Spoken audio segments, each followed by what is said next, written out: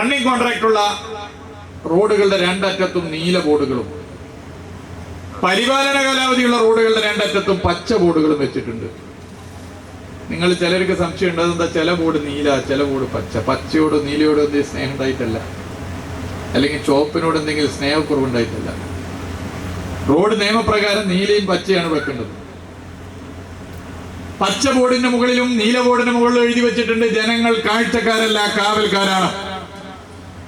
കരാറെടുത്ത ഈ റോഡുകൾ, ആ റോഡുകൾ പരിപാലിക്കാൻ ഇന്ന ആളുകൾക്ക് ഉത്തരവാദിത്വമുണ്ടെന്ന് നാട്ടിലെ ജനങ്ങളെ പരസ്യമായി അറിയിക്കാനാണ് സുതാര്യതയുടെ ഏതൊരു സംസ്ഥാനത്തിന് മാതൃകയാക്കാവുന്ന ഇത്തരം ഒരു നിലപാട് LDF ഗവൺമെന്റ് കൈക്കൊണ്ടത്.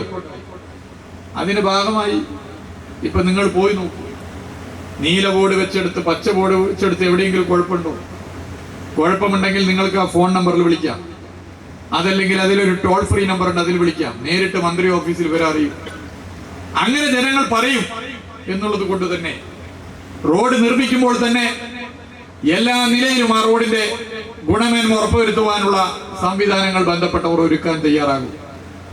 നിർമ്മാണത്തിൽ എന്തെങ്കിലും പാളിച്ചയുണ്ടെങ്കിൽ, ആ റോഡിന് എന്തെങ്കിലും കുഴപ്പമുണ്ടെങ്കിൽ ഉടനെ തന്നെ ജനങ്ങൾക്ക് സർക്കാരിന്റെ ശ്രദ്ധയിൽപ്പെടുത്താനും കരാറുകാരുടെ ശ്രദ്ധയിൽപ്പെടുത്താനും ചുമതലയുള്ള ഉദ്യോഗസ്ഥരുടെ ശ്രദ്ധയിൽപ്പെടുത്താനും സാധിക്കും.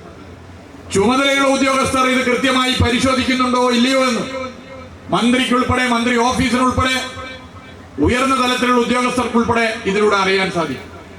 ഈ സംവിധാനമാണ് കേരളത്തിലെ റോഡുകളിൽ പരിപാലന കാലാവധി റണ്ണിംഗ് കോൺട്രാക്ട് സംവിധാനങ്ങൾ വന്നപ്പോൾ അതിന്റെ മാറ്റം കണ്ടത്.